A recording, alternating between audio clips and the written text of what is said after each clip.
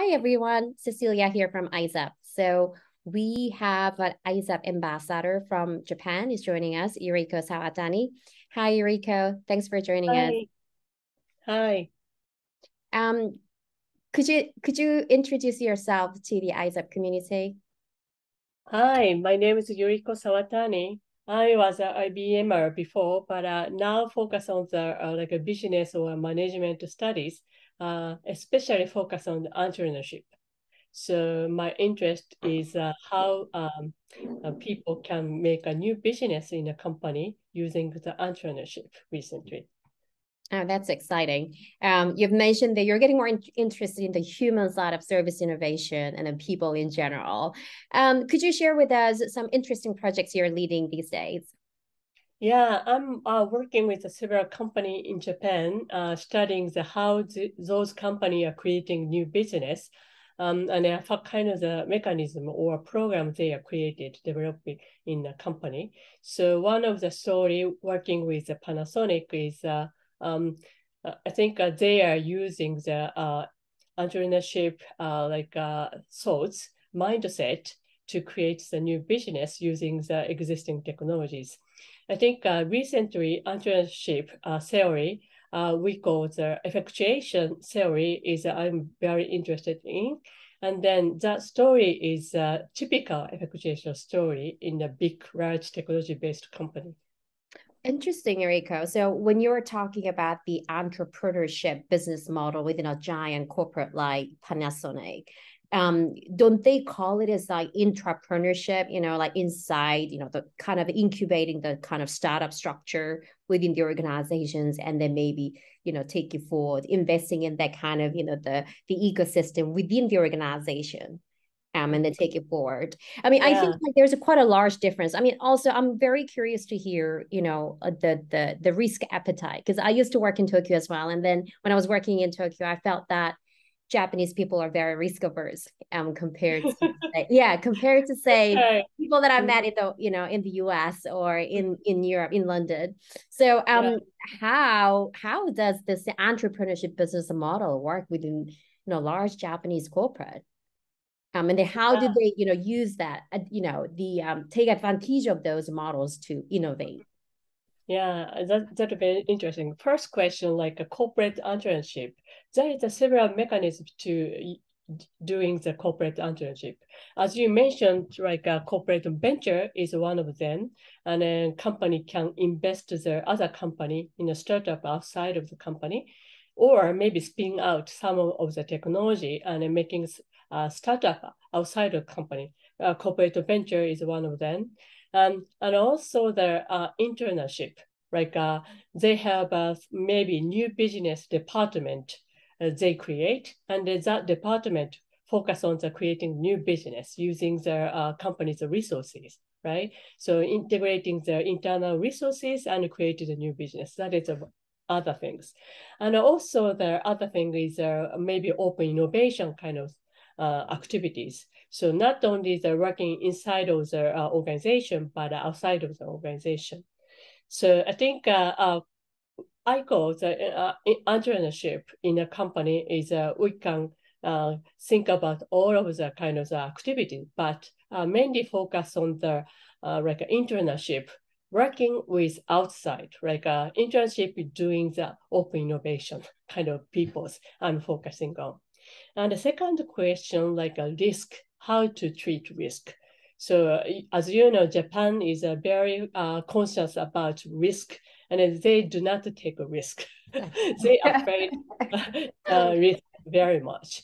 But interestingly, like effectuation, new theory coming up from the 2000, around the 2000 in other entrepreneurship theory, they use like without risk taking, without any prediction, but they will control. So that is a very interesting kind of concept, like non-predictive control theory. That is effectuation. So we don't need to take a risk or maybe predict anything because prediction is always difficult, right? Our Exactly. prediction cannot be like proved after that. Yeah. Even in the IBM, right? A chairman of the IBM person says that maybe there is a few computer is enough in the world. But nowadays we have maybe several computer, one people, right?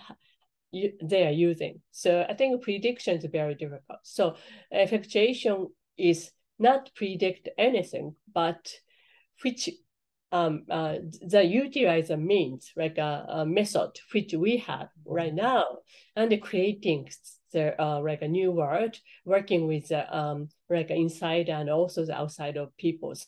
That is effectuation. And then yeah, and I found the kind of the similar story, that is one person like Yamada-san creating the new business, just like using the effectuation like a method, like a logic.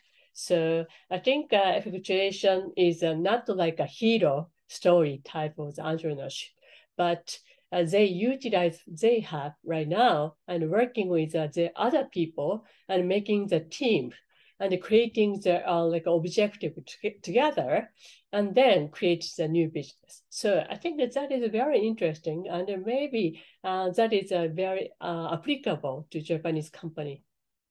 Yeah, I think there are a lot of historical examples as well, like Kaizen, for example, which was born in Japan, and also like Komatsu, which is one of the successful examples. And then also they've really laser focused on processes to create value for their customers too. So I'm very interested in why Japanese people are focusing on the process rather than outcome. And even though they only focus on processes, how are they able to actually generate the outcome that they have intended? I think it's very difficult, right? Yeah, that's right. And then that is a still problem, I think. As you know, like Japan is very famous for the omotenashi, right? And omotenashi is a focus on the process and very detailed, very much. But sometimes they do not have enough like earning, right? Could you explain what omotenashi means to the ISSIP community? Because I lived in Japan, so I know, but like probably the ISSIP community might want to know what omotenashi means. Yeah, omotenashi is a focus on the customer's satisfaction very much. And then maybe they want to try to deliver, even though a company cannot deliver so much effectively, but focus on the customer and then focus on the customer's experience. So that is omotenashi. So sometimes people is caring about a lot of detail about maybe food or places and so on. But sometimes they do not utilize internal process effectively. So that is very difficult to get enough money sometimes. But I think a service system and also service innovation or typically like information technology can help to improve omotenashi processes, maybe backside kind of processes. In the backstage, right? So like that's where like service design and the service process design kicks in to front stage versus backstage. And based on my experiences in Japan, I just felt like, like a lot of Japanese companies have put their customers at the center for a very, very long time, because I was very spoiled because, like whenever I go to the stores in Japan and then once I go somewhere else, in another country, I feel like, wow, like I was treated like a queen, in a store in Japan. Whereas in somewhere else, it's not true. I mean, I would say like the threshold is different, like, like in Japan, a lot of companies, like they really focus on very small details as well, like very tiny details. And then they tend to really delight their customers. I don't know. That's my experiences. I don't know. Like, could you just like, share your views on how Japanese people continuously innovate, like putting their customers at the heart of whatever they do? Yeah, I think maybe your experience right now is the same at this moment too, I think. But I think after the COVID, we are changing a little bit. And a more like a Zoom meeting like this is familiar with the people, Japanese people as well.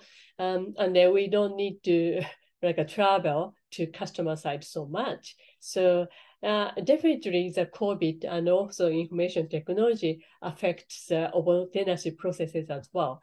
But I think a main kind of principle Japanese people want to enjoy the customer very much, that will not change so much.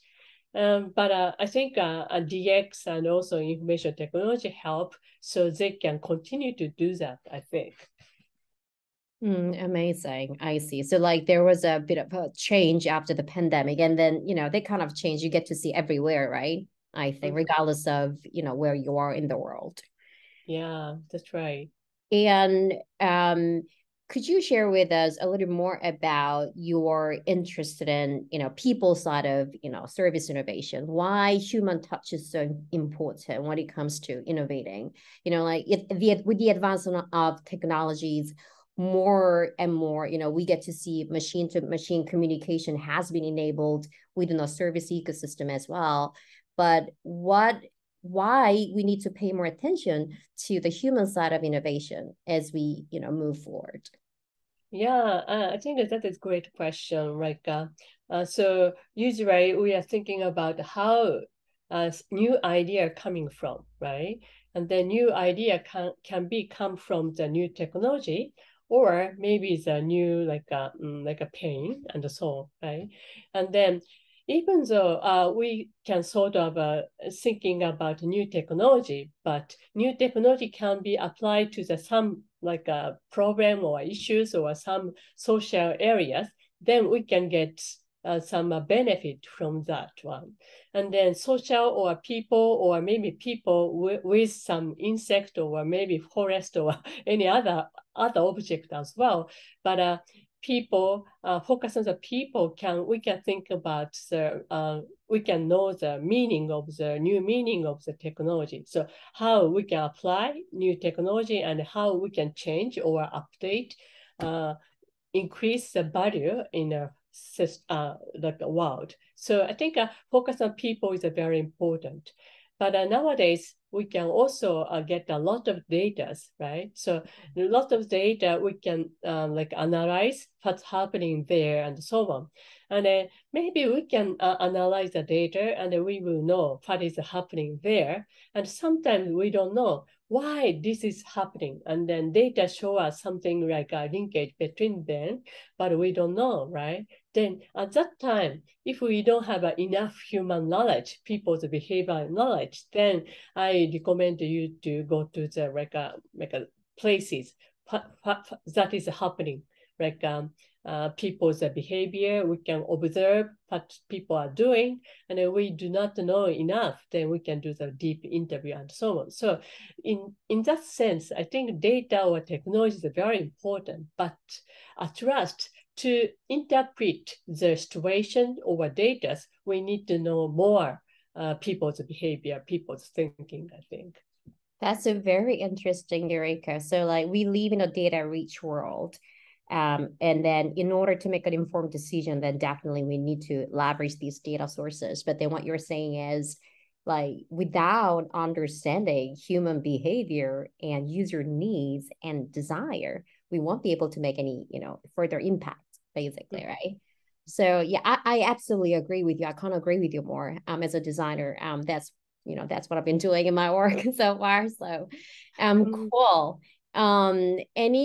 Any other, if you have any suggestions to the ISSIP community before we close the call, you're more than welcome to do so now. Do you have any final thoughts or suggestions to the ISSIP, leadership or ISSIP community in general? If ISSIP is interested in the entrepreneurship, then I think I recommend to discuss about effectuation, which I got a little bit talked about today. And the effectuation theory is developed by the Professor Sarasubashi. And then I think that book is also available, so you can look at. And if those concepts is very interested in the ISSIP community, then I happy to join to the kind of entrepreneurship communities and discuss effectuation or other theory with the communities. I'm sure there are a lot of ISSIP members interested in entrepreneurship. So, definitely you'll be able to, find an opportunity to connect with them too.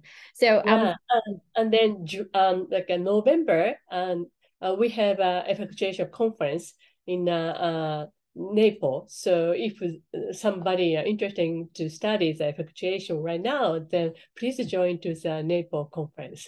oh, that's November. very interesting. I would love to have some more information on that too, if you don't mind Okay. sharing. Yeah, cool, awesome. Thank you so much for joining us, Yuriko, today. And thanks for tuning in to the interview today as well. Yeah, Thank you, thank everyone. you. Take care.